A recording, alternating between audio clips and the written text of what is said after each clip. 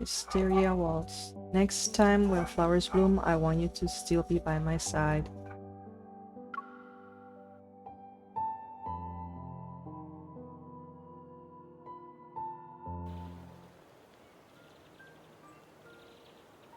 Neon Botanic Garden.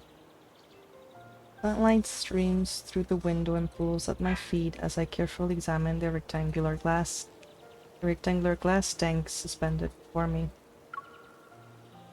Inside it are sapphire flower buds reaching towards the light. They peek out of the glass. They were growing in some grass the last time I saw them. Raphael told me the flowers are an extinct species that have been brought back to life. Another memory surfaces alongside it. Raphael's warm kiss in the summer breeze with the sweet scent of flowers. Recalling this, I pull my hand away from the petals. After numerous experiments, we finally succeeded in making these flowers bloom underwater. We might even get them to blossom in the ocean as we continue our research. Charles, the owner of this private courtyard-style botanical garden, and Raphael's friend, guides us through the hydroponic greenhouse. A few days ago, Charles contacted Raphael and me to discuss a breakthrough in the research on these flowers. But, Raphael, you must be aware that research like this requires significant financial investment. By the way, how are the preparations coming along for your flower-themed exhibition series? You haven't decided on a venue for Lincoln yet, have you? Why not hold it in my garden? As for the venue fee, I'll charge you... I'm fine with whatever, but you should take those calculations to Thomas. Just saying. Don't worry. Once our research is successful, I'll make sure to cultivate these flowers in the ocean outside your house first. That's very thoughtful of you. I can't help but chuckle, and Charles turns to look at me. I think you might have forgotten something. I already know what Charles is talking about before he continues. Earlier, Raphael's mentioned these flowers still needed a name, and he gave me the naming rights. They're close to being capable of blooming in the ocean, yet they're still an unnamed species. We haven't found the right inspiration yet. We thought of several names, but none of them felt right. Next time you're late with your design drafts, I'll be the one pestering you every day, Charles. Come to think of it, you're not wrong. Naming something is incredibly difficult. There's a room next door exhibiting eternal flowers, and it has a plethora of reference materials. You can check it out. Maybe they'll inspire you.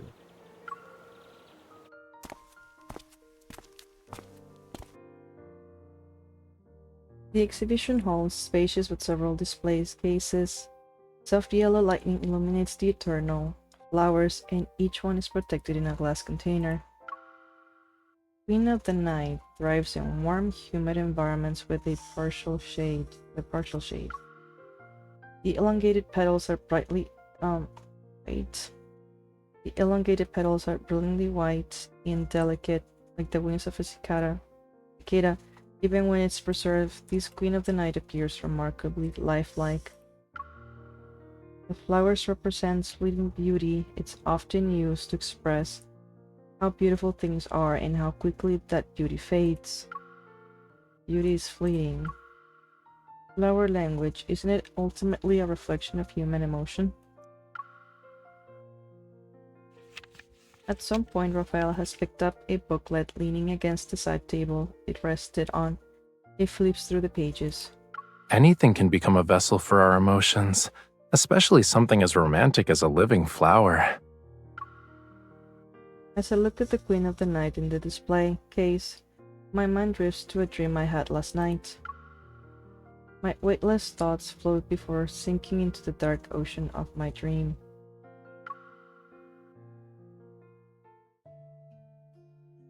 One day ago, Excuse us. Please move. I take a step and my back touches the wall as two workers with white gloves pass by. They're carrying a wrapped painting. Paintings of various sizes are stacked around the living room. In a few days, they'll be transported in batches to Raphael's upcoming exhibition. Oh, you're here. Quick, take this gift I got you. Alia's souvenir cover one corner of the table. More of them are spilling out of the open suitcase by the sofa. She just returned from performing overseas and picked out a local specialties as gifts for me and Raphael on her way back. Thank you, Auntie. You didn't need to bring all of this. Don't tell me you bought out every shop in town. Raphael sits down beside me and picks up a pearl necklace. He holds up to see it. He looked at me.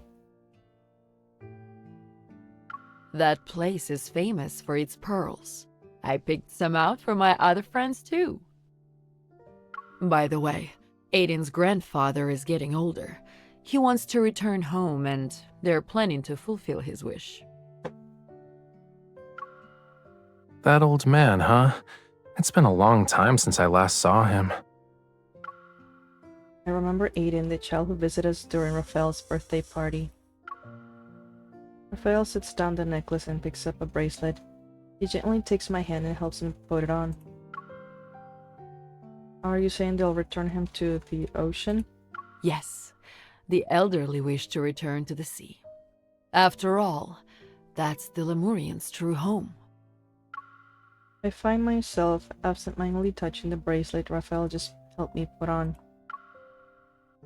It must be the same for Raphael. He'd always be connected to his home, the ocean. Suddenly, Raphael's fingers brush against my wrist. As he slowly traces the patterns on the bracelet, I meet his serene gaze.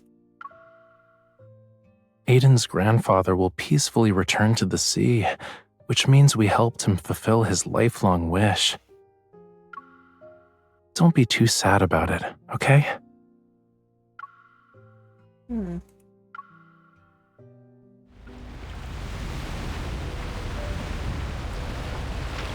Green moonlight spills across the pitch black sea. In the distance, a lone figure stands in the turbulent waters, their silhouette as solitary as the moon. Is that Raphael? Raphael, the waves are too dangerous. Where are you going? The figure I call out to doesn't hear me and steadily walks further into the sea. Raphael, don't go, please. Try to follow him, but the water holds me back. My feet are frozen in place. A massive wave rushes forth and I hold my breath before it crashes into me.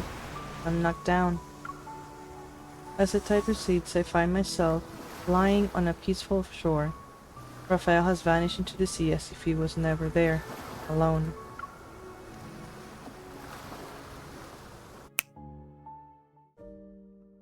What you thinking about, cutie? You've been staring at that with a faraway look in your eyes. It kind of reminds me of a fish sleeping with its eyes open in the sea. Is there something special about this flower that I'm missing? Raphael snaps brings me back to reality. He moves closer and rests his head against mine as we look at the flower together. Oh, it's nothing. I was thinking we could come up with a meaning for our flower. You were so deep in thought. What did you come up with? Come on, tell me. I heard that even eternal flowers have their limits. Their colors will fade as they wither away. Yup. Even with all those fancy preservation methods, eternal flowers can't escape the laws of nature. The meaning I thought of is...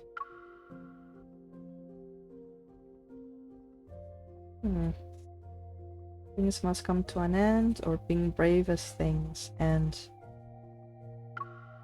Knowing everything will disappear but still being brave as things come to an end. Raphael's expression changes as he turns to me. He gently cups my cheeks and looks me in the eye. What's wrong? I noticed something was off when I saw you today. You didn't sleep well? I turn away from Raphael's touch. I don't want him to see any more of my emotions. Nothing. I just had a terrible nightmare last night. I dream about a little fish being eaten by a shark in the deep sea. Poor fishy.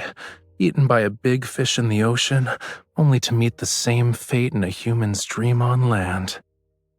I know it's silly to worry about Raphael leaving me to return to the ocean. This kind of possibility has a low chance of happening. But maybe I should be more honest with Raphael. The truth is, I dreamed about you. You walked into the sea alone, and no matter how many times I called out to you, you wouldn't turn around. Raphael freezes for a moment. His gaze is slightly lowered as if my fears were transferred to him.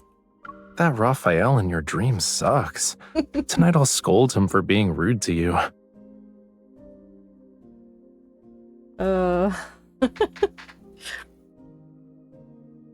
It might be because your auntie mentioned Aiden's grandfather the other day. I wonder if you might also... Raphael puts his finger on my lips to stop me from finishing the sentence.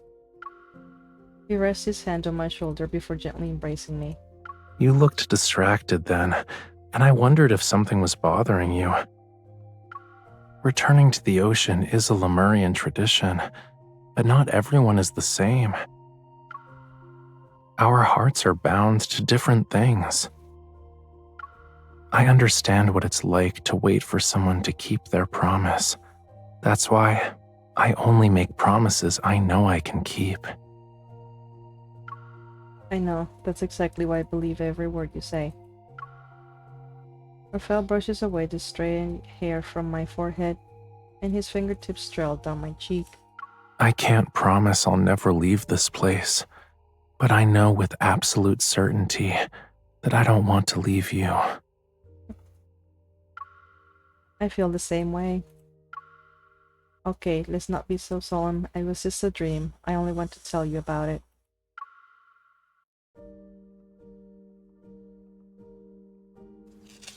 I casually flip to the next page of booklet in my hands. I pretend to be interested in its contents. We'll come back to this later. Your exhibition opens tomorrow. You... Alright, should we use this botanical garden for your exhibition? The grass outside looks nice. All the plants there are artificially cultivated. I prefer a place that's more natural. Then let's look elsewhere.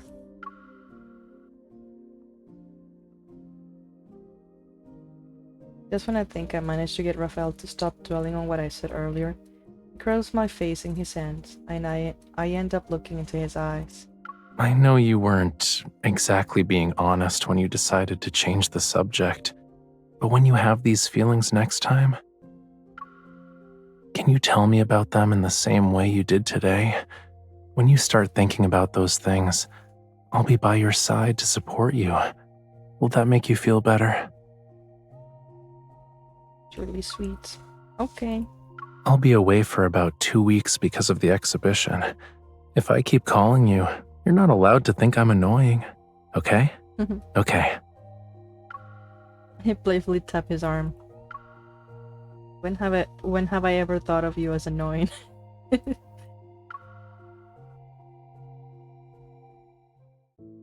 Then Conceit is the final stop for Raphael's exhibition. Since it's the grand finale, choosing the right venue is very important. I browsed through the photos of venues I found. It's beautiful here, but the flowers arrangements are too random. The theme isn't distant enough. Besides, the park's artificial design is too obvious. I scroll through park photos on my laptop screen. This is a wall of iris garden. The wall iris symbolizes friendship and passion and represents the bonds between people. Looking for weekend plans? Visit Wall Iris Park with your friends and enjoy the spring scenery together. Finding gardens via flower symbolism might lead to more meaningful locations. This could work. I click on the search bar and type flower symbolism. Different types of flowers quickly fill my screen.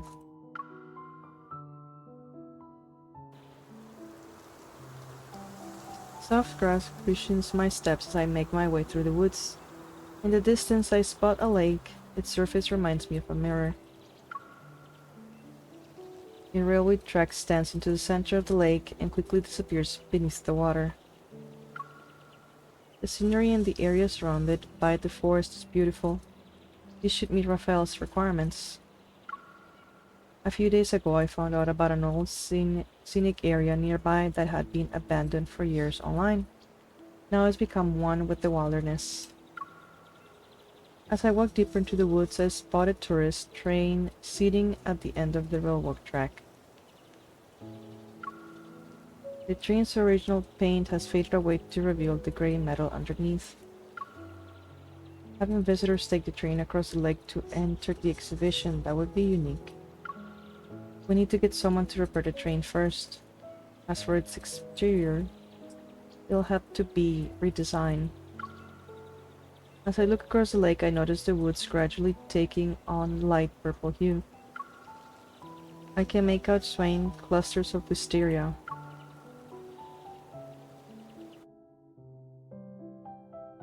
2 days after the train repairs are completed, Raphael is due to return to Lincoln. We agreed a few days ago that I'd show him the venue I picked once he's back. I wonder if he'll like it. In one corner of the room, paints and art supplies are laid out. If he does, we can work on the train's exterior and add an artistic flair to it. That sounds like a lot of work. It's like 9 in the morning in Lincoln. Is my hunter cutie still sleeping? I'm far more likely to be up earlier than a certain someone who stays up all night making art. I never thought I'd see the day when you ask me if I'm awake. Actually, I had Thomas take a package to the studio. Can you record a video for me, please? I want to see what got delivered. There's a condition, though. You need to be in the video. I have a feeling you've got an ulterior motive. Please. My goal here was always to see you in person.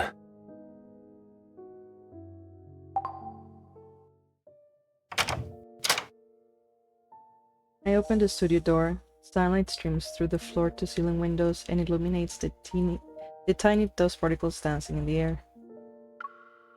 Following Raphael's directions, I approach the sofa. Instead of finding the package he mentioned, I see an intricately designed dress. What's this? Puzzled, I stand there and hear the faint sound of the door opening. I told you I wanted to see you in person. I turn around to see Raphael walking in with his suitcase. I freeze. Wait, I didn't get the dates wrong, right? Your exhibition hasn't ended yet. Why are you already... My surprise gives way to overwhelming joy. Looking at his unsurprised expression, I realize he planned this. I couldn't help it. I wanted to see you the moment I got back, so I had to come up with an excuse to get you here. Raphael lets go of his suitcase and walks towards me with open arms. I ran over to hug him. He quickly returns the embrace and pats my head. Did you miss me that much? I'm just pleasantly surprised. How's the dress? You were looking at it when I came in. Still holding me, Raphael guides me to the sofa. He lets go only to pick up the dress and hold it against me. It should fit perfectly. Why don't you try it on now? He pushes the dress into my arms, then he puts his hands on my shoulder and steers me towards the bedroom. I have a surprise for you too. I haven't told you about it yet though. Don't tell me you've already picked out a venue for my exhibition. You got it right on the first guess. That's not fun. Raphael opens the bedroom door and leans against the door frame. Clear skies, sunny, and the perfect temperature. Today's a good day. I think we should check it out now. Sure, but before we head out, we need to stop by my place and pick up something.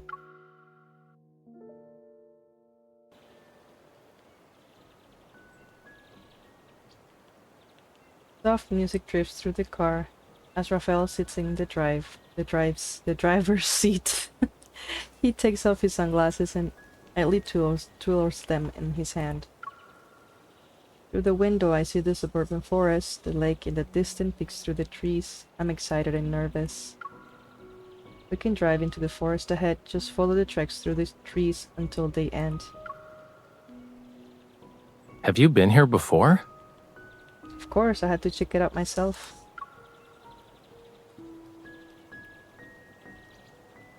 At the end of the tranquil forest railway track sits a tourist train. Dapple sunlight filters through the trees and dances across the vehicle.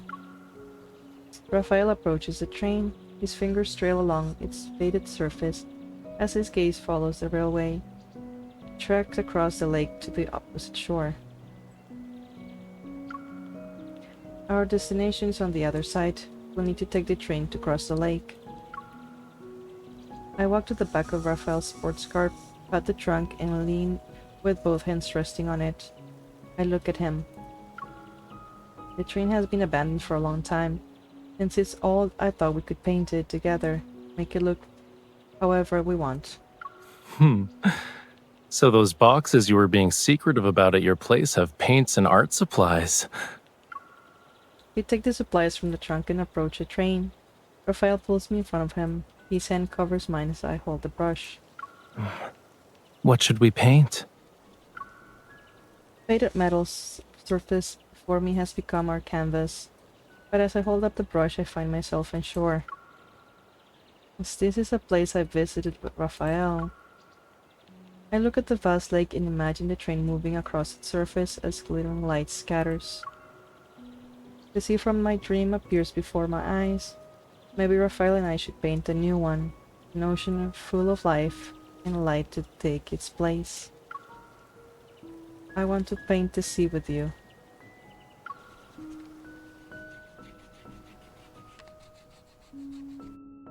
Time flies with each brush stroke, and the sea before us begins to take shape. Engrossed in painting, my mind is free from other thoughts. Unexpectedly, I feel at peace. You're so focused that you've gone quiet. What you thinking about?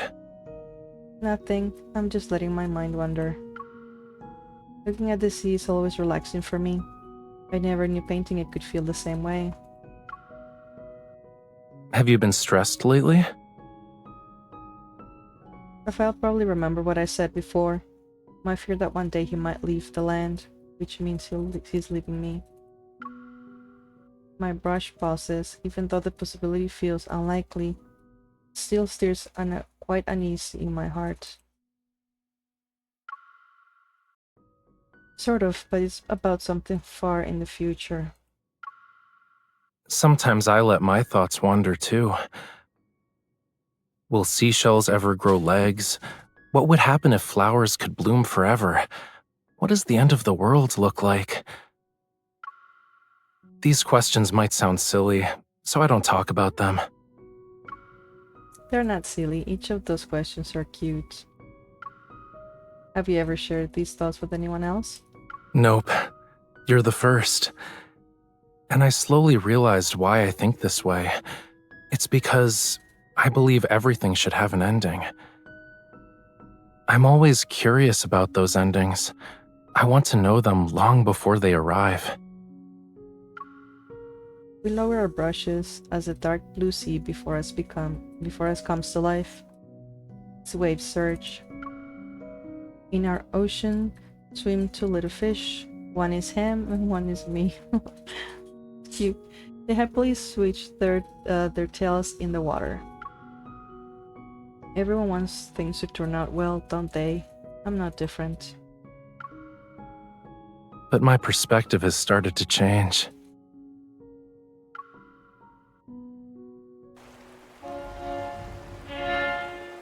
The train parts the lake's waters as it moves forward.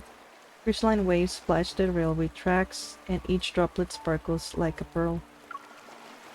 Once we finish painting, we board the tourist train and head towards the opposite shore.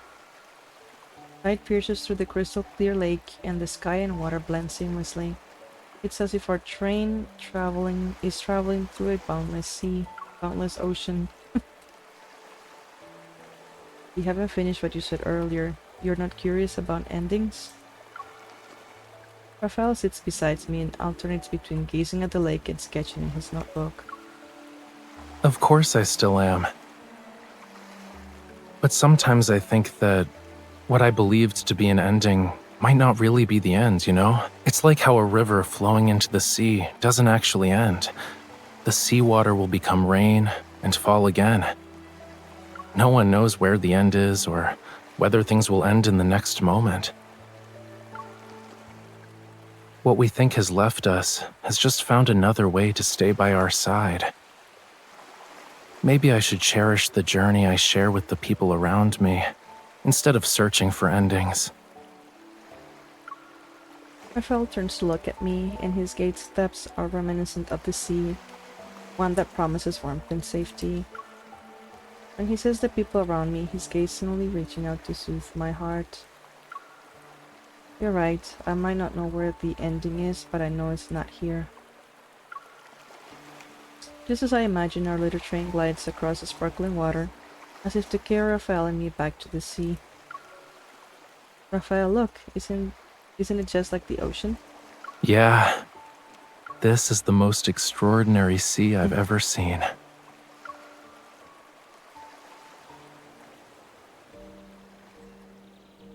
As our train approaches the shore, the lake gradually recedes behind us.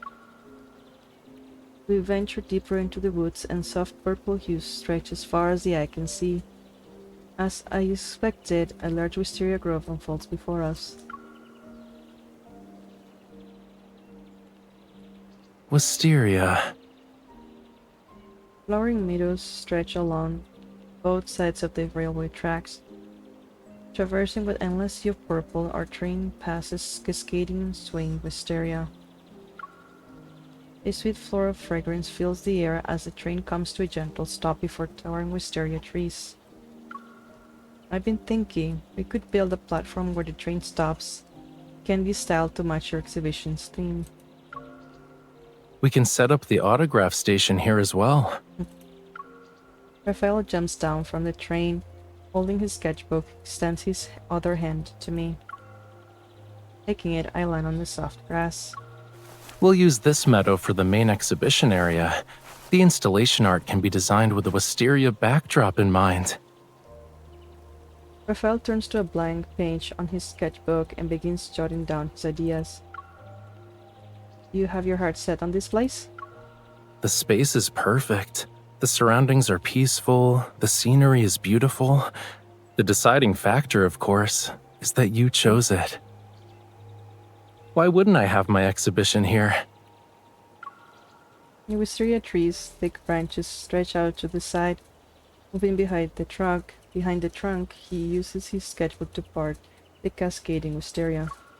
Besides, I'm fond of wisteria. Leaning against the trunk, he idly twirls the pen in his hand.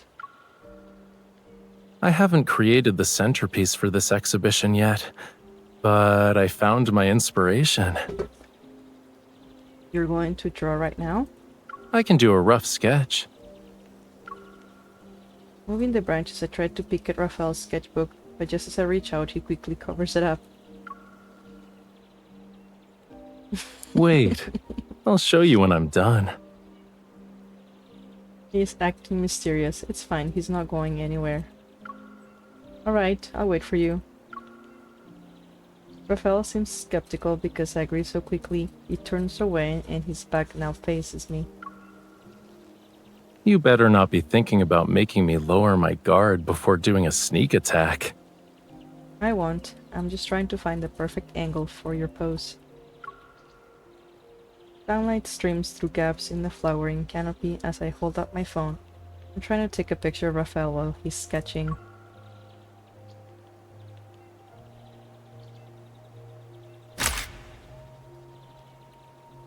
A gentle breeze caresses his hair, and I found the perfect angle to capture Raphael's profile. Content with the photo, I lowered my phone and quickly take in this spring day.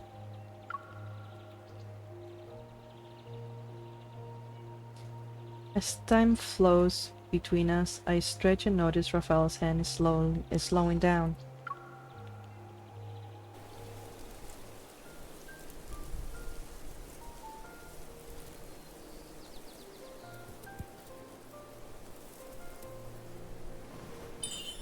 He's been drawn for a while, but still won't let me see his sketchbook. Cover his eyes.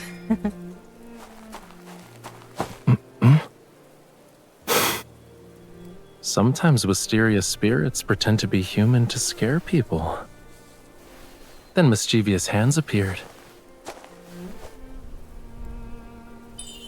Too bad I still didn't see it.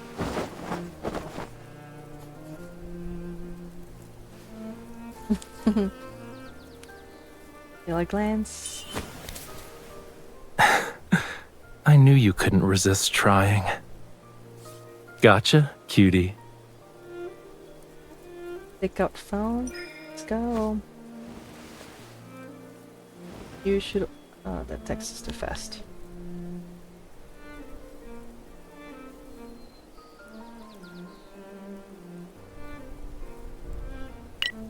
Not happy with just a peek? You want to record it too?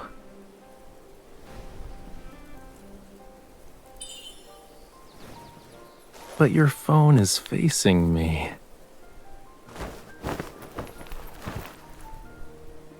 How can you say you're recording a video of the Wisteria with a straight face? I'm impressed.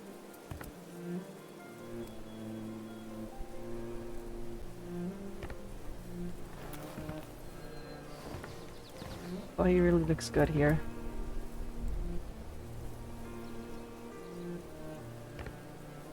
Just wish he would look at the camera. That's still very good. I'm gonna take snapshots here. Screenshots.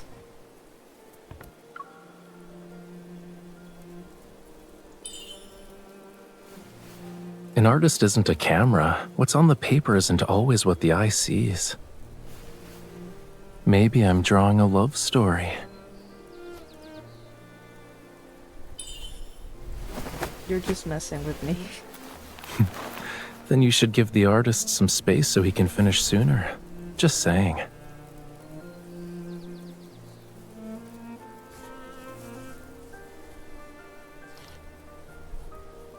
Oh, he does look at the camera on this one. Oh, oh. Oh, I like this. That was really beautiful. Oh, Raphael, could you? So pretty. Of this.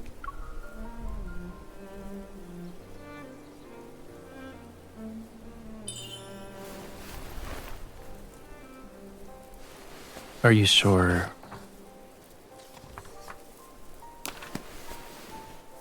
The Wisteria's not being inspired?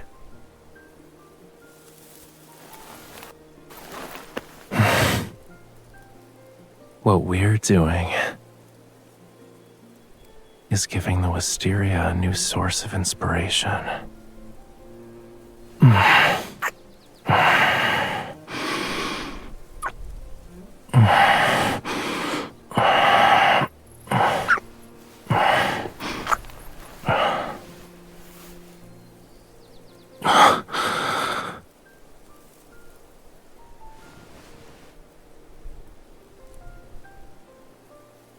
I really love Raphael's eyes.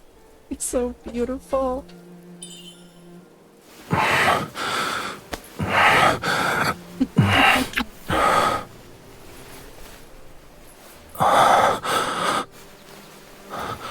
Watch out! Did we fall down?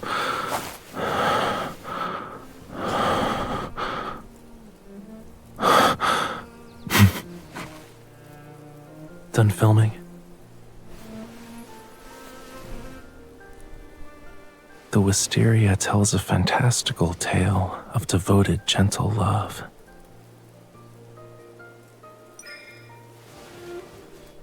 I really wish the text didn't go so fast. It never will.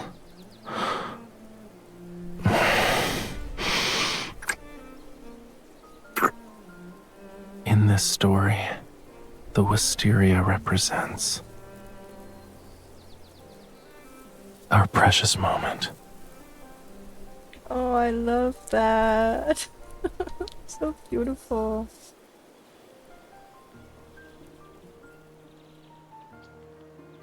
A gentle breeze stirs the wisteria. They fall from the trees like a silent rain. Delicate petals roll through the air, one by one. They drift down into Raphael's open sketchbook. Leaning against the tree, Raphael and I sit on the grass. He gives me his sketchbook decorated with petals.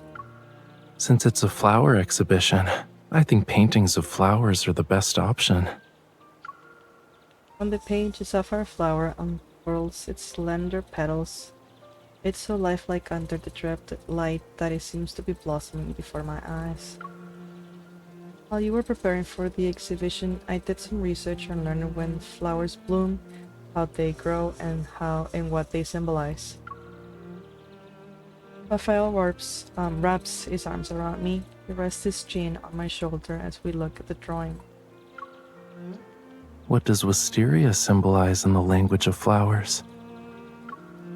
He represents an enduring, intensely devoted love, and a desire to never part from the one you cherish. Oh. I chose this place because I learned what the flowers meant. The language of flowers has never been about interpreting the plants themselves. Rather, it's about giving voice to the emotions we carry in our hearts. These are the words you wanted to tell me, right? The sunlight filtering through the flowers takes on a soft purple hue.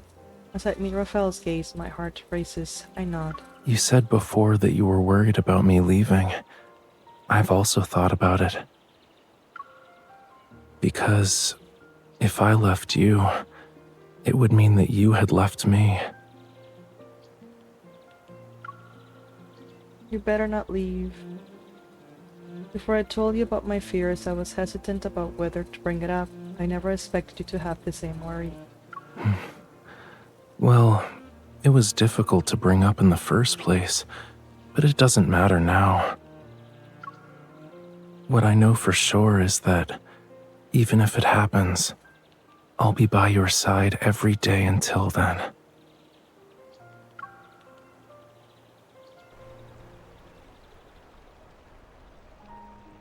Half a month later, a couple of minimalistic display stands are on the soft grass covered in wisteria petals, and the exhibition posters stand elegantly within their frames. A row of transparent glass jars sits on the long table beside me, each jar holding a sapphire flower bud. Move this one to the left, and that one to the right a little, please.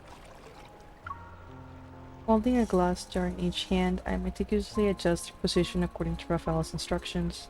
It's been a while, Mr. Charles. This way, please. Charles must have made some kind of deal with Thomas for him to willingly send us so many of his flowers. Technically, these are our flowers. Whenever I show up at one of my exhibitions, Thomas is always the happiest person around. I love Thomas. As I finish adjusting the glass jars, I take a moment to appreciate the beautiful table I just set up. Then I must be the second happiest person. And I guess that makes me the third happiest person. I love all of them. They're so nice and sweet. I turn around to see Talia approaches. He holds up the hem of her dress as she walks. Did you prepare these flowers for the exhibition? I've never seen them before. What are they? She reaches out to touch the buds, only to be stopped by Raphael halfway. You're supposed to care for the flowers, which means no touching is allowed. Thomas has just finished greeting the guest. He rushes over and gives Raphael's shoulder a quick pat. It's almost time. Shall we get started? Raphael nods in response as he grabs a glass jar from the table and takes my hand. He guides me through the crowd out to the water's edge.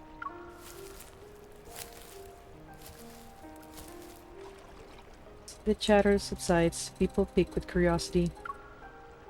There are many familiar faces here, and I want to take this moment to thank you for coming to my exhibition today. This is the final exhibition in my flower-themed series, In this venue, the Wisteria Grove, As he pauses, Raphael's gentle gaze sweeps over the crowd before landing on me. is specially chosen by this lady. In return, I've prepared a surprise for this opening ceremony. After catching a signal from Raphael, Thomas begins handing out a glass jar containing a flower bud to each guest. Everyone, the flower you just received is a new species. It inspired this exhibition, and it holds a very special place in my heart. I knew you wouldn't show up at exhibitions without a reason. Tell us about it then, Raphael. The journalists have been asking me about this, but I didn't have anything solid to give them. You'll know what this is all about once you put the buds in the lake. People playfully tease him for being so mysterious as they stroll in groups towards the lake. So did Charles succeed in making these flowers bloom in the lake as well?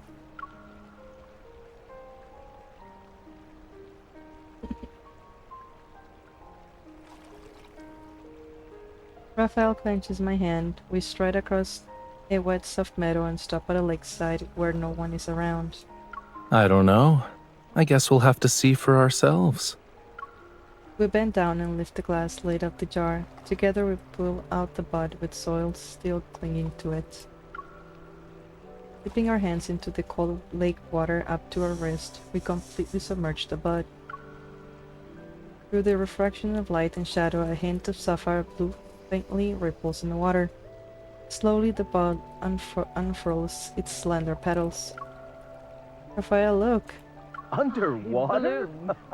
From the shore not far away comes burst of amazing exclamations. Raphael's eyes sparkle with joy as they reflect the flower in the water.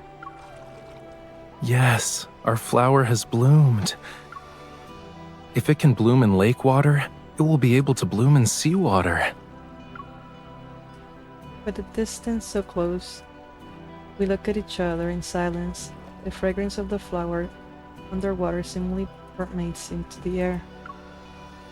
From this moment onward, the deep sea won't be able to separate us. And I want the meaning of this flower to be... He gazes at me with an undivided attention, as if his answer will echo the fiery determination shining in his eyes. In the next moment, the same words slip from our lips. to never part ways. He picks up my hand, and water droplets in my hand glisten under the bright sunshine. Although I've given you the naming right for this flower, I believe you can still use my advice. Raphael lowers his gaze as he silently strokes letters in my palm with his dripping finger, leaving a wet, tingly sensation in my skin. A one and only flower in this world deserves a unique name. My pulse seems to throb in sync with his movements. I understand the words his gaze and fingers are trying to convey. In Raphael's heart, the name of that unique flower is the letters he wrote in my palm. And it's my name.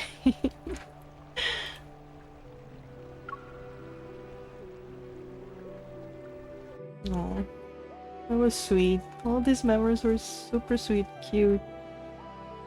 I really love the spring memories. And the Kindle for this memory is really beautiful. Love it.